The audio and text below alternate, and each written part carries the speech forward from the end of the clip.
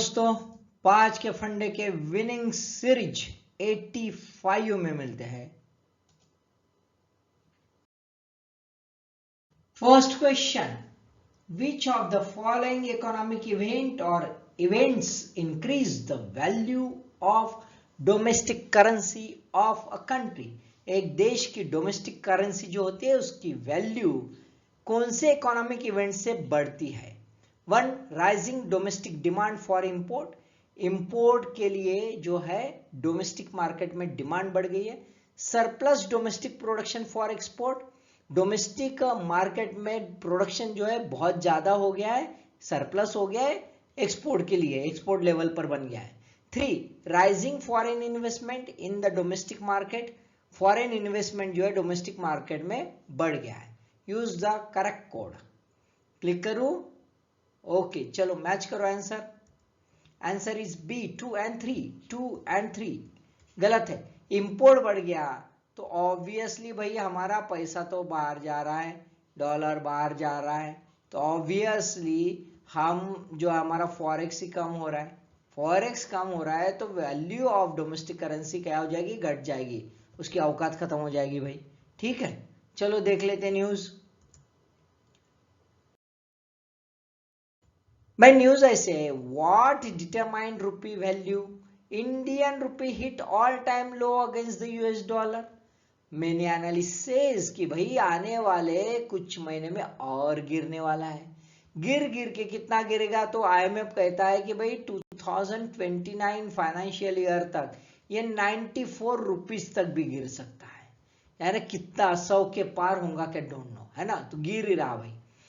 अब खास बात है कि हम देखेंगे कि ये करेंसी की जो वैल्यू है ये किस ढंग से, है ना, determined by the demand for a currency as well as its supply. Supply और डिमांड जो है इसका बैलेंस जो चलता है that is deciding the factor for a value of a currency. एक करेंसी की वैल्यू जो है ये डिमांड और सप्लाई करेंसी का डिसाइड करता है।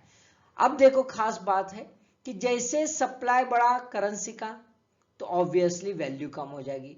वो तो है भाई कि जिसका सप्लाई बढ़ा उसकी वैल्यू कम हो जाएगी। सप्लाई घटा तो अपने आप वैल्यू बढ़ जाएगी। अब सप्लाई कौन डिसाइड करता है? तो सेंट्रल बैंक जो है जैसे आरबीआई ये डिसाइड करती है सप्लाई देना है नहीं देना। ठीक है, अब डिमांड कौन डिटरमाइन करता है? तो डिमांड ये जो है इकोनॉमी मार्केट डिसाइड करती है, amount of goods and services produce in the economy. अब ये खास बात है और इसी वजह से मॉनेटरी पॉलिसी इतनी आसान नहीं होती, है ना। ये सप्लाई कंट्रोल कर सकता है सेंट्रल बैंक आरबीआई, लेकिन व्हाट अबाउट द मार्केट? यदि मार्केट ही पुशअप नहीं हो रहा है तो सप्लाई कंट्रोल करके कोई फायदा नहीं और प्रॉब्लम आ सकता है, रिसेशन भी आ सकता है। Forex market supply of rupees determined by the demand for imports and various foreign assets, उसके आधार पर रहता है। इसलिए ज्यादा इंपोर्ट यदि है, हाई इंपोर्ट डिमांड, तो ऑब्वियसली रुपी का सप्लाई फॉरेक्स मार्केट में ज्यादा हो गया, रुपी की वैल्यू घट गई है। यदि फॉरेन इन्वेस्टमेंट इंडिया में आता है तो ऑब्वियसली डॉलर जो है उसका सप्लाई बढ़ गया है। डॉलर का सप्लाई बढ़ गया तो डॉलर की वैल्यू घटेगी, ऑब्वियसली रुपी की वैल्यू बढ़ जाएगी। Second question, on which river the Bhabali barrage is constructed by Maharashtra government? कौन से रिवर पर महाराष्ट्र गवर्नमेंट ने भाबली बैरेज बनाया है? ए गोदावरी, बी कृष्णा, सी नर्मदा, डी तापी। क्लिक करूं? एकदम से सिंगल लाइन क्वेश्चन है। आंसर इज ए, मैच करो। गोदावरी। क्या है न्यूज देख लेते हैं। भाई न्यूज ऐसी है कि भाबड़ी बैरेज में पहली बार ऐसा हो गया है कि पानी छोड़ना पड़ा because of the heavy rain. जबरदस्त बारिश आई और उसके वजह से गेट पहली बार खोलने पड़े। अब बाबरी बैरेज कहां पे है? It is on upstream in the Nanded district of Maharashtra, built in 2004 in the sub-emergence area of Pochampad project, that is a Shri Ram Sagar project, just 81 kilometer downstream of the barrage. ये देखो, यदि हम देखते हैं तो ये गोदावरी रिवर है, हम देख रहे हैं, ये देखो यहां से आ रही है, ये गोदावरी रिवर है।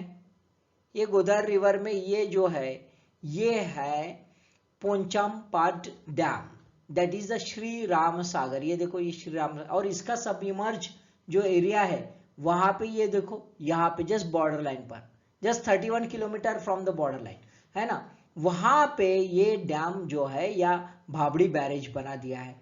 अब ऑब्वियसली इसी वजह से आंध्र प्रदेश 2006 में सुप्रीम कोर्ट में गया। सुप्रीम कोर्ट ने कहा कि चलो भाई ओके, बना दिया, कोई प्रॉब्लम नहीं, सुप्रीम कोर्ट ने अलाउ कर दिया।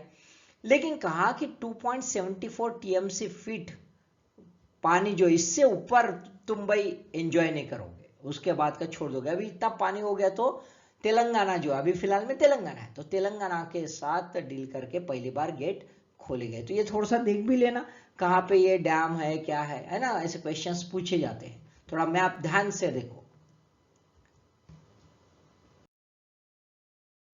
Then third question, grey market is, grey market क्या होता है? One, import and sale of goods by unauthorized dealer. Unauthorized dealer जो है वो इंपोर्ट करता है और सेल करता है, गुड का बेच देता है और आयात करता है। Two, trading deal through hawala transaction, hawala transaction से इसका ट्रेडिंग होता है सब। Three, goods sale at price below the local cost, ये जो वस्तुएं होती है उसके जो सेलिंग होता है उसका प्राइस लोकल कॉस्ट से कम होता है। चौथा, ट्रेडिंग इज इलीगल, ये ट्रेडिंग जो होता है ये इलीगल ट्रेडिंग माना जाता है। Use the correct code. Click करो, समझ ले चारों स्टेटमेंट। ओके चलो, ग्रे मार्केट इज, चलो क्लिक कर रहा हूं। Answer is C, 1 and 3 only, 1 and 3 only. So it is import and sale of goods by the unauthorized, authorized dealer नहीं होता, authorized dealer के थ्रू जो गुड्स का इंपोर्ट और सेलिंग होता है that is called as a white market, that is called as a white market. और trading deal through hawala transaction होता है या स्मगलिंग के थ्रू होता है उसको कहते हैं ब्लैक मार्केट, इसको क्या कहते हैं? Black market. और ये क्या है? ग्रे। तो ये हवाला ट्रांजैक्शन से नहीं होता है, इसकी प्राइसेस कम होती है and it is not illegal. Illegal actually hawala transaction के थ्रू होता है ना black market. Black market is called as a illegal, grey market is not illegal. देख लेते थोड़ा न्यूज। भाई news, steep duty on gold will boost grey market, है ना। जो एसोसिएशन उनका ये डर है कि भाई जो गोल्ड ड्यूटी बढ़ गई, इंपोर्ट ड्यूटी, ये 500 बेसिस पॉइंट से बढ़ गई, है ना। किस चीज की वजह से बढ़ाई गई? ऑब्वियसली फ्री फॉल ऑफ रुपया घसर रहा है, एकदम से बुरी हालत हो गई है और इसी वजह से इंपोर्ट ड्यूटी बढ़ाई गई है ताकि इस पर रोक लगाई जाए, ताकि अपना फॉरेक्स बचा जाए, है ना। लेकिन यदि ये कंटिन्यू रहा तो प्रॉब्लम आएगा। ये यदि टैक्टिकल और टेम्पररी है तो नो इश्यू, लेकिन ये कंटिन्यू रहा तो हो सकता है ये ग्रे मार्केट डेवलप करेगा, स्मगलिंग बढ़ाएगा और बाद में रिस्क फैक्टर और इलीगल मार्केटिंग वगैरह शुरू हो सकता है। Fourth question, in which state the Barak valley is located? Barak valley कहां स्थित है? A Assam, B Manipur, C Tripura, D Meghalaya. Single line question है, क्लिक कर रहा हूं मैं, मैच करो answer. Answer is A, Assam में बाराक वैली है। बाराक वैली यानी बाराक रिवर है, one of the main river, और इसी वजह से ही इसका पूरा वैली एरिया वहां पे है। कौन से डिस्ट्रिक्ट आते हैं थोड़ा देख लेते मैप में। देखो मैप में एक करीमगंज जो है, हैलाकंडी और कचार, ये तीनों डिस्ट्रिक्ट्स आते हैं यहाँ पे, ठीक है। अब ये जो बराक रिवर है, ये बराक रिवर बहुत इंपॉर्टेंट है ये एरिया में। इट्स जस्ट साउथ, जो साउथ एरिया जो है अपना हिल्स का, गारो खासी हिल्स का, उसके साउथ एरिया में ये है। न्यूज क्या है? Damage of rail line in Dima Hasao.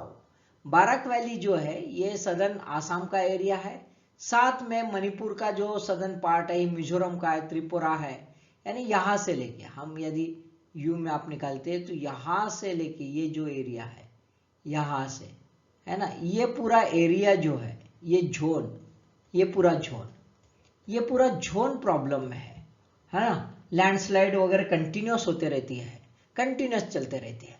अब ये यदि देखा जाए तो 185 किलोमीटर रेलवे कहाँ से है, लुमडिंग इन होजल डिस्ट्रिक्ट। लुमडिंग देखो, ये लुमडिंग है, दिख रहा है आपको, ये लुमडिंग है आसाम में, है ना।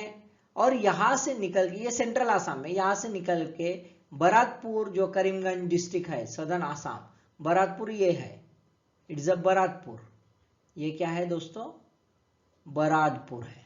अब ये बरातपुर जो है यहाँ से जाती है, तो ये जो एरिया है, ये एरिया में दिमा हसाव है और डिस्ट्रिक्ट हिली एरिया है, और यहाँ पे कंटिन्यूस लैंडस्लाइड होती रहती है।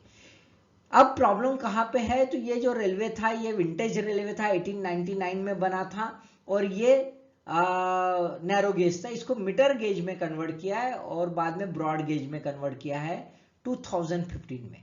अब ये 2015 में हुआ, तब से यहाँ की लैंडस्लाइड का प्रॉब्लम और ज्यादा बढ़ गया है, यानी नैरो एरिया है, इसी वजह से बढ़ गया है ना। ठीक है, अब ऐसे सिचुएशन में ये जो है बांग्लादेश से जो रूट अलग जाता है, जिसको नॉर्थ ईस्ट में कनेक्टिविटी मिल सकती है, और ऐसे रूट के ऊपर वर्क किया जाए, इसी वजह से थोड़ा सा जोर डाला जा रहा है। Last question, which type of rocks was or were used in the sun temple of Konark. Konark जो सन टेम्पल है उसमें कौन से प्रकार के रॉक्स यूज कर दिए गए थे। 1 khondalite, 2 chlorite, 3 laterite. Correct code आपको चूज करना है, सिंगल लाइन क्वेश्चन है। कौन से रॉक सन टेम्पल जो कोणार्क का है वहां पे यूज किए गए थे, खोंडोलाइट, क्लोराइट, लैटेराइट। क्लिक करूं, ओके क्लिक कर रहा हूं, मैच करो answer. Answer is D, all 3 are correct, khondalite, chlorite और लैटेराइट तीनों यूज करते हैं। ठीक है, वहां पे तीनों का यूज किया गया है।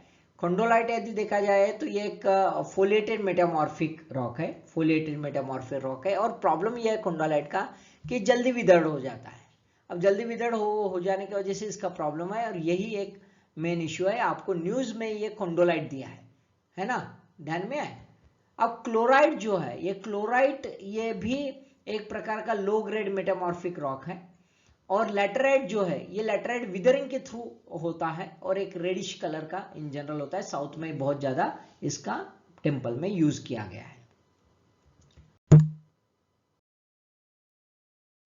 भाई न्यूज ऐसा है, restoring the sun temples excite carving 13th century का है, वर्ल्ड हेरिटेज साइट था 1984 से, रिस्टोरेशन में चल रहा है 2019 से।